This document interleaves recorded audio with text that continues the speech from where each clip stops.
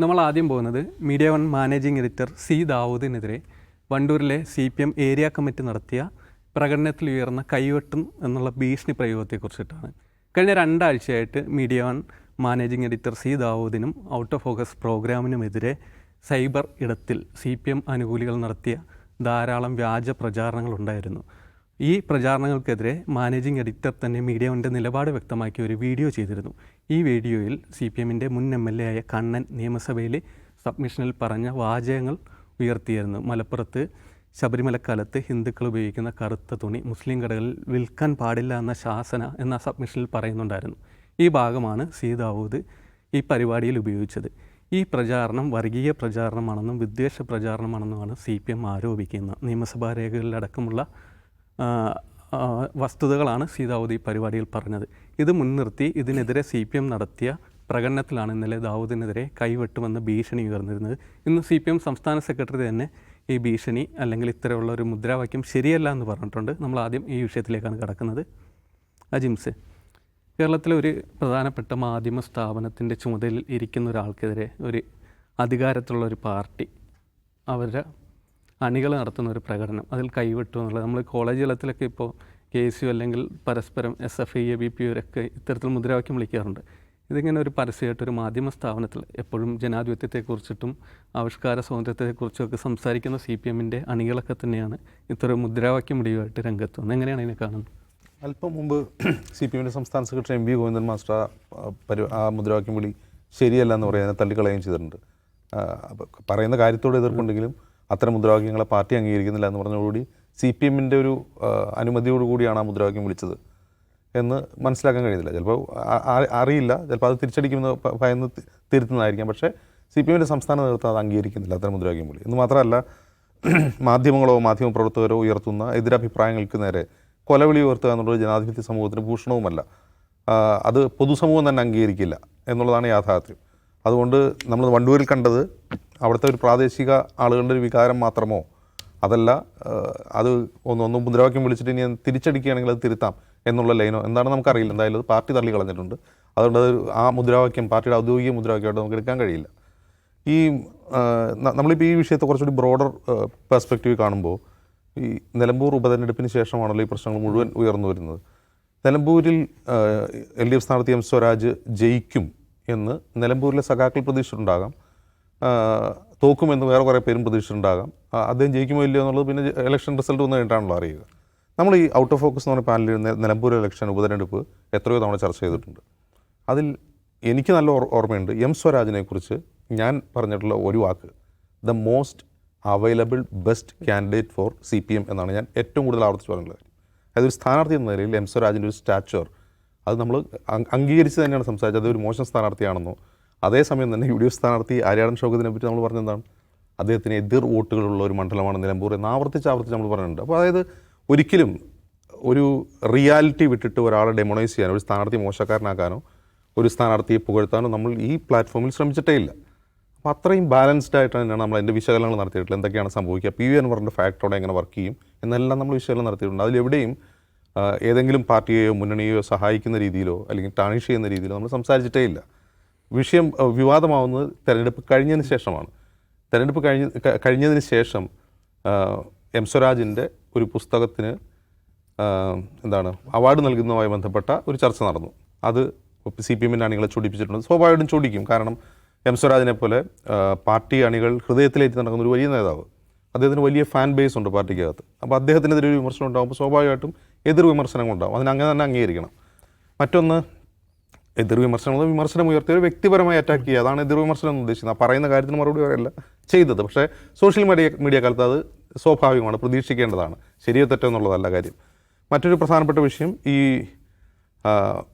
C ദാവൂദിനെതിരെ cyber അണികൾ ഒരു പുതിയ വിഷയം കൊണ്ടുവരികയാണ്. അതായത് PV അൻവർ ഉന്നയിച്ച ആരോപണവുമായി ബന്ധപ്പെട്ട് മലപ്പുറത്തുണ്ടായ ഒരു പാർട്ടി പ്രാദേശിക നേതാവുണ്ടായ അനുഭവം കോട്ട് ചെയ്തുകൊണ്ട് അദ്ദേഹം സംസാരിക്കുകയാണ്.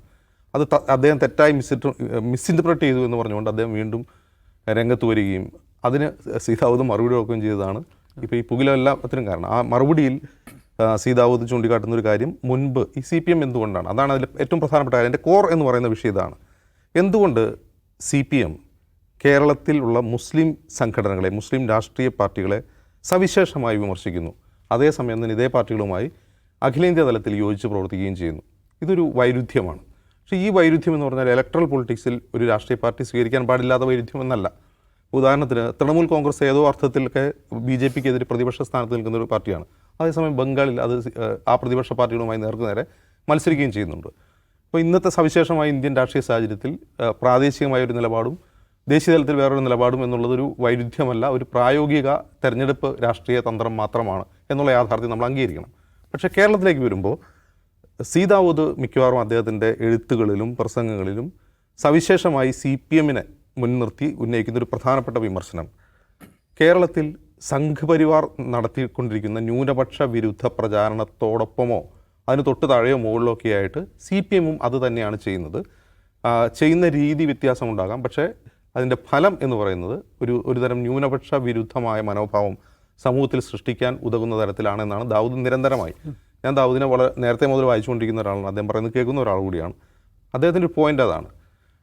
അപ്പോൾ ഓരോ വ്യക്തിക്കും അവരുടെ ഒരു രാഷ്ട്രീയമായ ഫോക്കൽ പോയിൻ്റ് വരുന്നത് എവിടെ നിന്നാണ്? അവരുടെ വ്യക്തിപരമായ അനുഭവങ്ങളിൽ നിന്നും പ്രാദേശികവും വ്യക്തിപരവുമായ രാഷ്ട്രീയ അനുഭവങ്ങളിൽ നിന്നുമാണ്. ഇപ്പോൾ പലരും പറയാറുണ്ട് ആളുകൾ CPM വിരുദ്ധരാകുന്നതിൻ്റെ പ്രധാനപ്പെട്ട കാരണം ക്യാമ്പസിൽ SFIയുടെ തല്ലുകൊണ്ടുകൊണ്ടാണ്. അതൊക്കെ വളരെ ഒരു ട്രിവിയലൈസേഷനാണ് ശരിക്കും. പക്ഷേ എങ്കിൽ പോലും ഒരു വ്യക്തിയുടെ രാഷ്ട്രീയമായ ഫോക്കസ് രൂപപ്പെടുന്നതിൽ അദ്ദേഹത്തിൻ്റെ വ്യക്തിപരവും പ്രാദേശികവുമായ രാഷ്ട്രീയ അനുഭവങ്ങൾ പങ്കുവയ്ക്കുന്നുണ്ട്. നമുക്കറിയാം സി ദാവൂദ് വരുന്നത് നാദാപുരത്തു നിന്നാണ്. നാദാപുരത്തെ സവിശേഷമായ ഒരു രാഷ്ട്രീയ പശ്ചാത്തലം നമുക്കറിയാം.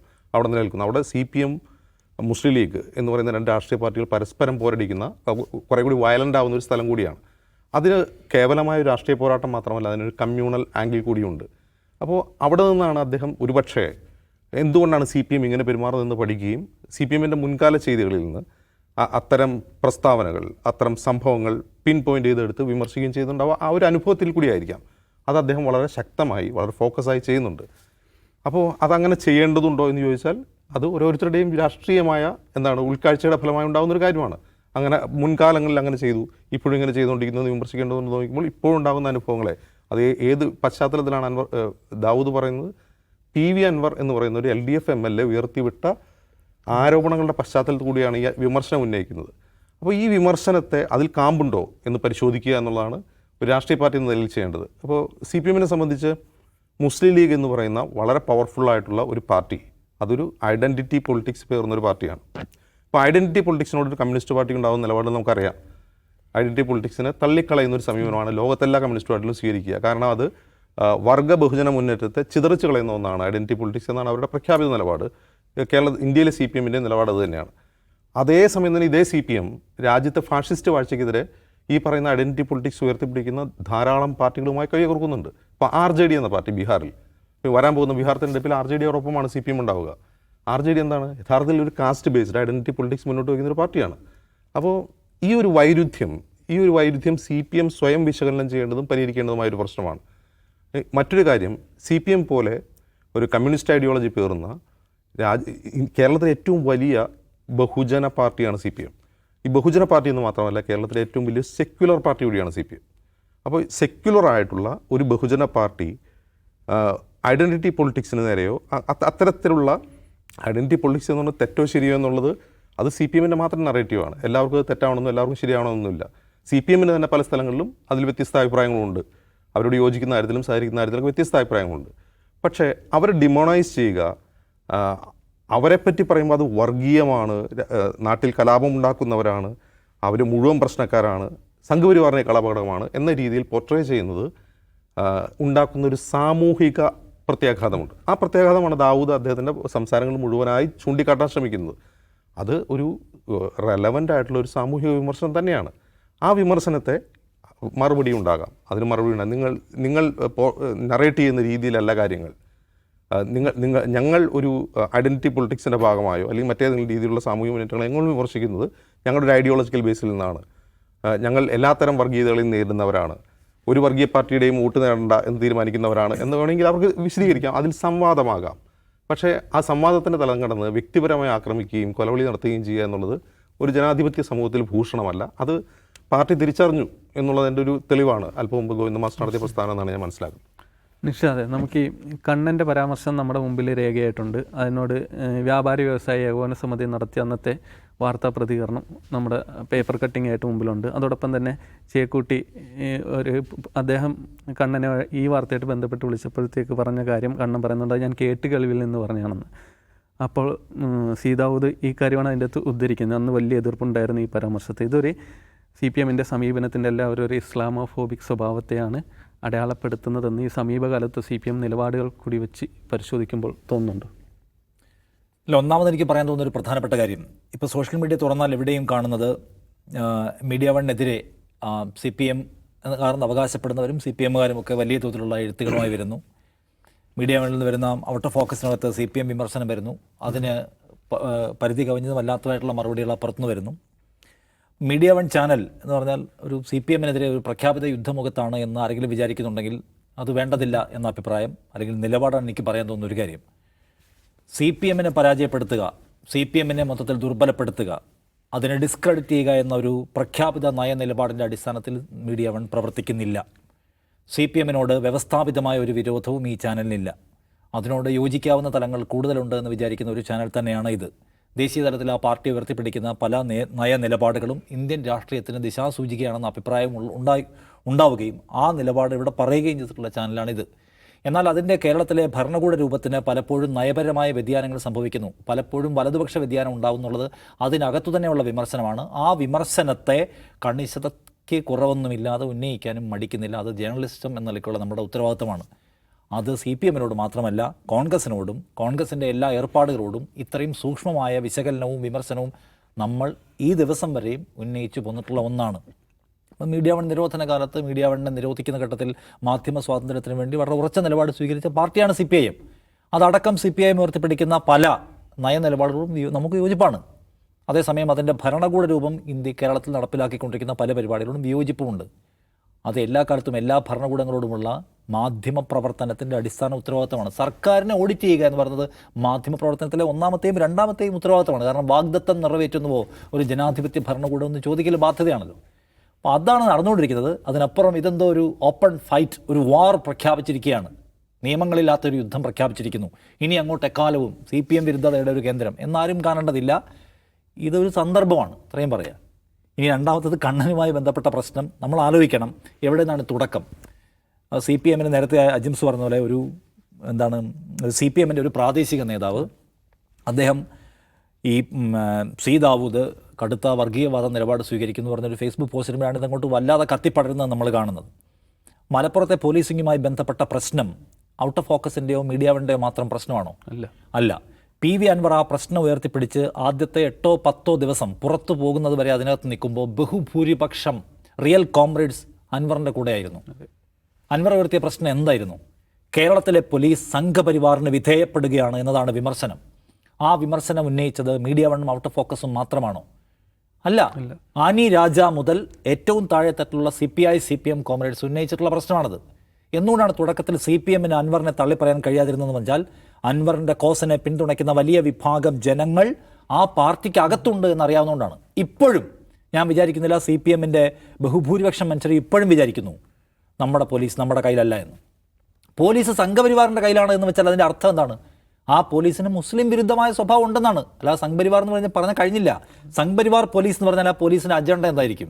അത് പ്രവർത്തിക്കുന്നത് മുസ്ലിങ്ങൾക്കും ദലിതുകൾക്കും മാർജിനലൈസ്ഡ് ആയിട്ടുള്ള മനുഷ്യർക്കും എതിരായിരിക്കും എന്നാണ് ഇതിൻ്റെ അർത്ഥം. അങ്ങനെ പ്രവർത്തിച്ചതിൻ്റെ ഉദാഹരണങ്ങളെ നിരത്തി വെച്ചുകൊണ്ടാണ് അൻവർ സംസാരിക്കുകയും ചെയ്യുന്നത്.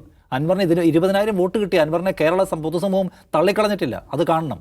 അപ്പോൾ അതൊരു നിലനിൽക്കുന്ന യാഥാർത്ഥ്യമാണ്. ആ യാഥാർത്ഥ്യത്തെക്കുറിച്ച് പല ഘട്ടത്തിൽ നമ്മളിവിടെ സംസാരിച്ചിട്ടുണ്ട്. ആ സംസാരിക്കുന്ന ഘട്ടത്തിൽ ഈ പറയുന്ന പ്രാദേശിക നേതാവിൻ്റെ ഫേസ്ബുക്ക് പോസ്റ്റിനും എടുത്ത് സംസാരിച്ചിട്ടുണ്ട്. എന്നാൽ അദ്ദേഹം പറയുന്നു അതിൽ രണ്ട് ഭാഗത്തായി പറഞ്ഞ 2 പേരുകളെ കൊണ്ടുവന്നുകൊണ്ട് ഹിന്ദു പോലീസുകാർ മുസ്ലിങ്ങളെ വേട്ടയാടുകയാണ് എന്ന നരേറ്റീവ് ഉണ്ടാക്കാൻ ശ്രമിച്ചു എന്ന് അദ്ദേഹം ആരോപണം ഉന്നയിച്ചു. അതിന് സീതാവൂത് മറുപടി പറഞ്ഞു, ഞാനങ്ങനെ ഹിന്ദു പോലീസുകാർ മുസ്ലിം ഒരു കോമ്രേഡിനെ വേട്ടയാടുന്നു ഞാൻ എവിടെയും പറഞ്ഞിട്ടില്ല എന്ന് അദ്ദേഹം വ്യക്തത വരുത്തി കഴിഞ്ഞു.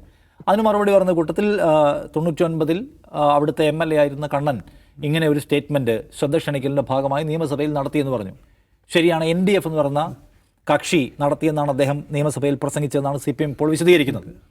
അതിൽ ഏറ്റവും പ്രധാനപ്പെട്ട കാര്യം ആര് നടത്തിയോ നടത്തിയില്ല എന്നുള്ളതല്ല.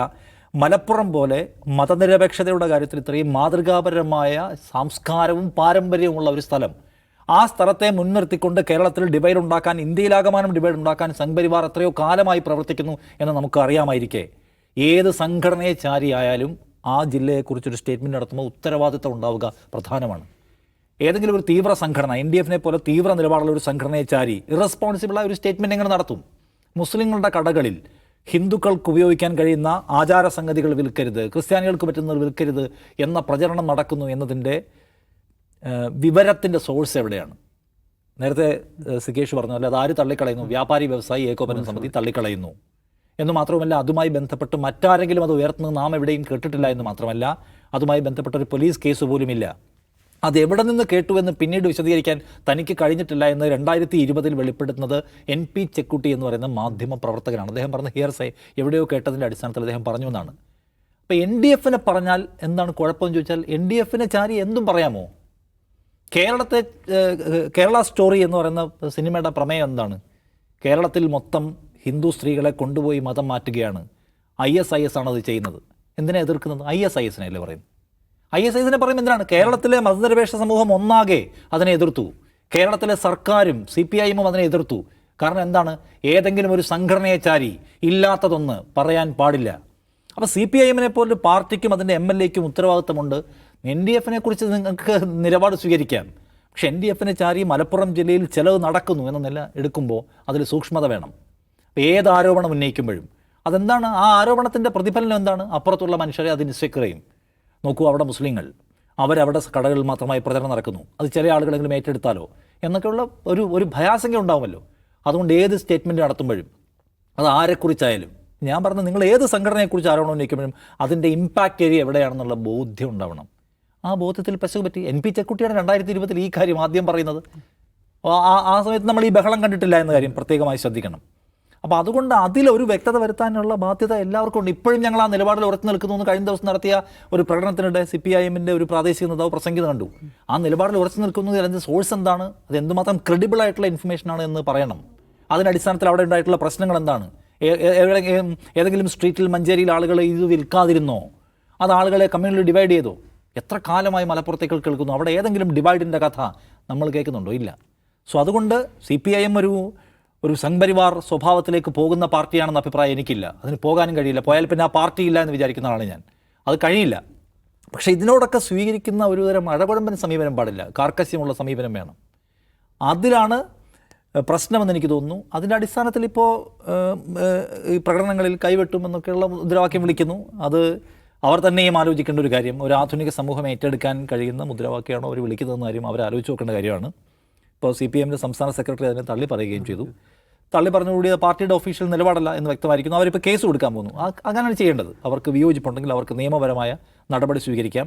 രാഷ്ട്രീയമായ ക്യാമ്പയിനിലേക്ക് അവർക്ക് പോകാം. അതിനപ്പുറം ഇത്തരം ഭീഷണി മുദ്രാവാക്യങ്ങൾ നല്ലതല്ല എന്ന് അവരാലോചിക്കട്ടെ. ഞാനിപ്പോൾ അതിൻ്റെ പരിധി കവിഞ്ഞതിനെ അപലപിക്കുന്നില്ല. അവർക്കതിനെ മനസ്സിലാവട്ടെ എന്നാണ്. പിന്നെയും വ്യക്തത വരുത്താനുള്ള കാര്യം, CPM-ന് അവരുടെ ലൈനിൽ പോകാം എന്ന് വെച്ചാൽ CPM-നോട് ഏത് സമയത്തും ഒരു യുദ്ധം, നിങ്ങളൊന്ന് അങ്ങോട്ട് ഞങ്ങളൊന്ന് ഇങ്ങോട്ട് എന്ന മട്ടിൽ നമ്മളിവിടെ നിൽക്കുന്നില്ല. നമുക്ക് പറയാനുള്ള കാര്യങ്ങൾ പറഞ്ഞു പോവുക. അതിനകത്ത് ഒരു നയനിലപാടിൻ്റെ ഭാഗമുണ്ടല്ലോ, അത് പറഞ്ഞു പോവുക എന്നതിനപ്പുറത്തേക്ക് ഒരുതരം തേർഡ് റേറ്റ് സംഘർഷത്തിന് നമ്മളില്ല. അതായത് ഒരു കാര്യം കൂടി ആഡ് ചെയ്യാനുണ്ട്. ഇതിനർത്ഥം ഈ മുസ്ലിം വർഗീയവാദത്തെപ്പറ്റി എന്തെങ്കിലും പറഞ്ഞു കഴിഞ്ഞാൽ അത് ഇസ്ലാമോഫോബിയ ആകുമോ എന്നൊരു ചോദ്യം പ്രസക്തമാണ്. അത് പലരും ഉന്നയിക്കുന്നൊരു കാര്യമാണ്. അപ്പോൾ നമ്മളൊന്ന് ആലോചിച്ച്, കേരളത്തിൽ നടന്നിട്ടുള്ള ഏറ്റവും വലിയ മുസ്ലിം തീവ്രവാദം, ഞാൻ വാക്ക് തന്നെ ഉപയോഗിക്കുകയാണ്, മുസ്ലിം തീവ്രവാദ പ്രവർത്തനം ഏതാണ്? അത് ചേകന്നൂർ മൗലവിയുടെ തിരോധാനമാണ്. ചേകന്നൂർ മൗലവി ഒരു റിഫോമിസ്റ്റ് ആയിട്ടുള്ള ഒരു മൗലവിയായിരുന്നു. അദ്ദേഹത്തെ ആരോ രാത്രി തട്ടിക്കൊണ്ടുപോകുന്നു. ആ കേസിൻ്റെ ഗതി എന്തായി നോക്കുക. അപ്പോൾ ആക്ച്വലി മുസ്ലിം മത തീവ്രവാദമാണ് ഏറ്റവും പ്രധാനപ്പെട്ട ഇഷ്യൂ എങ്കിൽ കേരളത്തിൽ ഏറ്റവും കൂടുതൽ വിമർശിക്കപ്പെടേണ്ട വിഷയം ആവുമല്ല. ആരെങ്കിലും അതേക്കുറിച്ച് സംസാരിക്കാറുണ്ടോ? ചേകന്നൂർ മൗലവി വിഷയത്തെക്കുറിച്ച് ഒരു രാഷ്ട്രീയ പാർട്ടി അതിനെപ്പറ്റി പറയാറില്ലല്ലോ. കാരണം ആ വിഷയം പറയുകയോ അതിപ്പോഴും കൺക്ലൂസീവായിട്ടില്ല. ആ വിഷയം ആരാണ് അത് തട്ടിക്കൊണ്ടുപോയെന്നോ അല്ലെങ്കിൽ പ്രതികൾ ആരാണെന്ന് പോലും ഇതുവരെ കണ്ടുപിടിച്ചിട്ടില്ല. അതെന്തുകൊണ്ടാണെന്ന് ഒരുവിധം മലയാളികൾക്കൊക്കെ അറിയാം എന്താണ് അതിൻ്റെ കാരണം എന്നുള്ളത്. പക്ഷേ ഈ പറയുന്ന മുസ്ലിം വർഗീയവാദത്തെയും മുസ്ലിം മത തീവ്രവാദത്തെയും എതിർക്കുന്നവർ എന്തുകൊണ്ട് ഈ വിഷയം പറയുന്നില്ല? കാരണം അതുകൊണ്ട് ഒരു തരത്തിലുള്ള ഇലക്ട്രൽ ഗെയിനുമില്ല. അത് തെരഞ്ഞെടുപ്പിൽ എന്തെങ്കിലും നേട്ടമുണ്ടെങ്കിൽ മാത്രമേ ഈ ആരോപണം ഉന്നയിക്കേണ്ടതുള്ളൂ എന്നുള്ളതാണ് ആ ലൈൻ. അതുകൊണ്ടാണ് ആ ലൈൻ ദേശീയ തലത്തിലില്ലാത്തത്. അപ്പോൾ ഇതിൻ്റെ യാഥാർത്ഥ്യം ഇതാണ്. അവരുടെ ഉദ്ദേശം യഥാർത്ഥത്തിൽ ഒരു സോഷ്യൽ റിഫോർമേഷനോ കമ്മ്യൂണൽ ഹാർമണിയോ തീവ്രവാദത്തെ എതിർക്കലോ അല്ല. അത് കേവലം വോട്ട് നേടാനുള്ള തന്ത്രം മാത്രമാണ് എന്ന് തിരിച്ചറിയുക എന്നുള്ളത് ഇതിനെ ഈ രാഷ്ട്രീയ യഥാർത്ഥത്തിൽ മനസ്സിലാക്കാൻ ഉപകരിക്കും.